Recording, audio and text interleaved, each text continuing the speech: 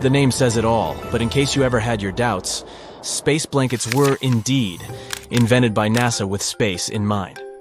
Back in the 1960s, they were preparing for the space era and looking for a thin, reflective metallic material that would protect their spaceships from solar radiation.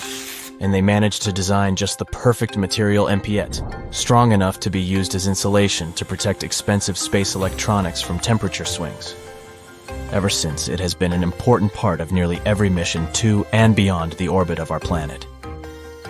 It's also used in spacesuits to protect astronauts from radiation and the sun's heat once they venture into open space. Down on Earth, space blankets are the best friends of marathon runners. Since body temperature drops after they stop running, they need something to help bring it back to normal. And the magical space blanket material can also protect your phone from extreme heat and cold when used as an insulation layer in a phone case. In the early 1960s, headsets for airline pilots used to be really bulky. They often had to use handheld mics to communicate. NASA needed a more reliable and lightweight technology for their missions to make sure the communication would go without any problems.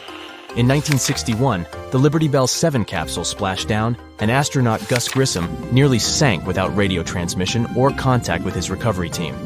NASA reached out to a manufacturing company to design a headset that could be planted into an astronaut's helmet. Just 11 days later, the team came up with a microphone headset unit that could be used by astronauts to communicate with one another and with Earth. It even had a noise-canceling feature. The headset was later improved and used for Mercury and Apollo missions. The world was able to hear Neil Armstrong's most famous phrase as he landed on the moon thanks to that wireless headset. Freeze-drying tech for food was not created but greatly improved by NASA